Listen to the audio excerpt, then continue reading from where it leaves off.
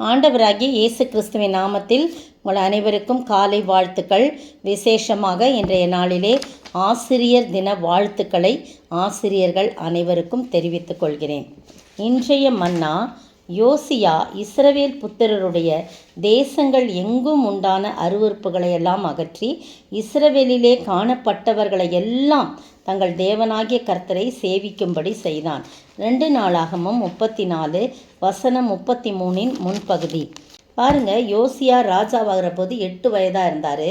31 வருஷம் எருசலேமில் அரசானார். அப்படின்னா 39 வயசு வரைக்கும் தான் அவர் வாழ்க்கையில் இருந்திருக்கு. ஆனால் அந்த நாள்லாம் அவர் ரொம்ப நல்ல காரியத்தை செய்தார். முதலாவது அவர் செய்தது என்னன்னு போது, கர்த்தருடைய பார்வைக்கு செம்மையானதை செய்கிறான்.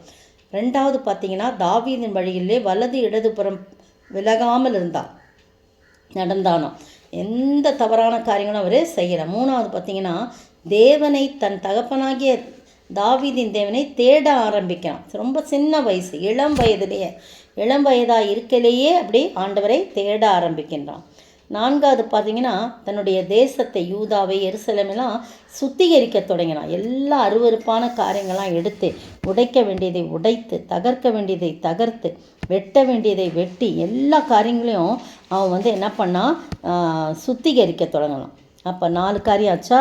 5வது பார்த்திங்கன்னா, 8ஆம் வசனத்தில் கர்த்தருடைய ஆலயத்தை பழுது பார்க்கும்படி ஆட்களை அனுப்புகிறான். இந்த ஆலயம் பழுது பார்க்கப்படுகிறது. அப்போ இது 5 காரியம். அதெல்லாம் இந்த 4ஆம் புஸ்தகத்தில் எல்லாமே நியாயப்பிரமாணம்லாம் எல்லாம் எழுதப்பட்டிருக்குது. இதை அது ஃபுல்லாக சொல்ல வேண்டியதில்லை. இந்த 30ஆம் வசனம் மட்டும் நான் வாசிக்கிறேன். ராஜாவும் சகல யூதா மனுஷரும் எருசலேமின் குடிகளும் ஆசாரியரும் லேவியரும் பெரியோர் முதல் சிறியோர் மட்டுமுள்ள சகலரும் கர்த்தருடைய ஆலயத்துக்கு போனாங்க. அங்கே கர்த்தருடைய ஆலயத்தில் கண்டெடுக்கப்பட்ட உடன்படிக்கை புஸ்தகத்தின் வார்த்தைகளெல்லாம் அவர்கள் காதுகள் கேட்க வாசித்தான். அப்போ ராஜா தன் ஸ்தானத்திலிருந்து நின்று அந்த புஸ்தகத்தில் எழுதியிருக்கிற உடன்படிக்கையின் வார்த்தைகளெல்லாம் தான் செய்வதினாலே, பார்த்திங்களா, எந்த கலக்கமும் இல்லை, தான் செய்வதனாலே கர்த்தரை பின்பற்றி நடப்பேன் என்றும். 5வது காரியம் பாருங்கள். அது மட்டும் 6வது காரியம், தன் முழு இருதயத்தோடும் தன் முழு ஆத்துமாவோடும் அவருடைய கற்பனைகளையும் அவருடைய சாட்சிகளையும் அவருடைய கட்டளைகளையும் கை கொள்ளுவேன் என்று கர்த்தருடைய சந்நிதியில் உடன்படிக்கை பண்ணுறான்.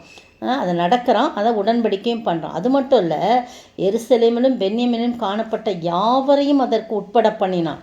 அப்படியே எருசலேமின் குடிகள் தங்கள் பிதாக்களின் தேவனாகிய அந்த தேவனுடைய உடன்படிக்கை படியே செய்தார்கள்.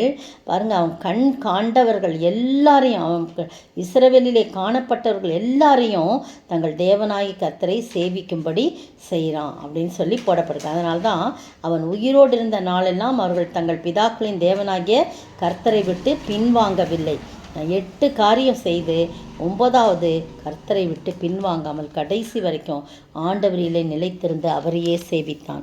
உங்களுடைய வாழ்க்கையிலும் என்னுடைய வாழ்க்கையிலும் கடைசி வரைக்கும் எந்த இடையூறுகள் வந்தாலும் கடைசி வரைக்கும் அவரையே சேவிக்க நம்மை அர்ப்பணிப்போம். யோசியா அர்ப்பணித்தது போல பின்வாங்காதபடி, எந்த நிலையிலும் பின்வாங்காதபடி கர்த்தருடைய வழிகளிலே இடதுபுறம் வலதுபுறம் சாயாமல் நடந்து கர்த்தருடைய பார்வையிலே செம்மையானதை செய்து அவரை தேடவும், நம்முடைய தேசத்தை தேசம் என்பது நம்முடைய வாழ்க்கையில் பரிசுத்தம், நம்முடைய சரீரம், ஆவி, ஆத்மா, சரீரத்தை பரிசுத்தப்படுத்தி சுத்திகரித்து கர்த்தருடைய ஆலயத்தை பழுது பார்த்தான் என்று சொல்லப்பட்டிருக்கிறது.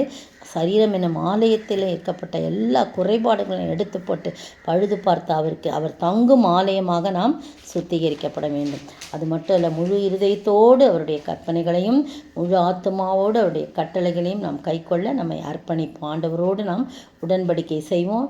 நாம் மட்டும் இல்லை, நம்மை சார்ந்த எல்லா உறவுகளும் எல்லா ஜனங்களும் கர்த்தரையே சேவிக்கும்படியாக நாம் அர்ப்பணிக்க வேண்டும். அப்படி செய்யும்போது கர்த்தர் நிச்சயமாய் நம்மை ஆசீர்வதித்து உயர்த்துகிறவராயிருக்கிறார். ஆண்டவரை நோக்கி பார்ப்போமா? கர்த்தரையே சேவித்ததால் ஆசீரடைந்த பக்தர், கர்த்தரையே சேவித்ததால் ஆசீர்வதித்த பக்தர், யோசுவா பவுலும் தாவீதுமே சுதந்திர பலனை பெற்றார். யோசுவா பவுலும் தாவீதுமே சுதந்திர பலனை பெற்றார்.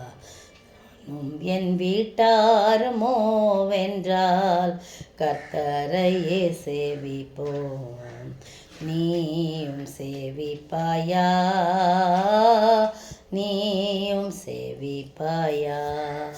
சோத்தரிக்கிற ஆண்டவரே, துதிக்கிற ராஜா, யோசியாவை போல ஆண்டவரே, தாவீதை போல ஆண்டவரே, யோசுவாவை போல பவுலை போல உண்மையை நாங்கள் சேவித்து கடைசி வரைக்கும் குடும்பமாக உண்மை சேவித்து எங்களை சார்ந்தவர்களையும் உண்மை சேவிக்கும்படியாக நாங்கள் கர்த்தாவை அழைக்க நீர் உதவி செய்யணும். ஆசீர்வதிங்க, காத்துக்கொள்ளுங்க. இயேசுவின் நாமத்தில் ஜெபிக்கிறேன் பிதாவே, ஆமென்.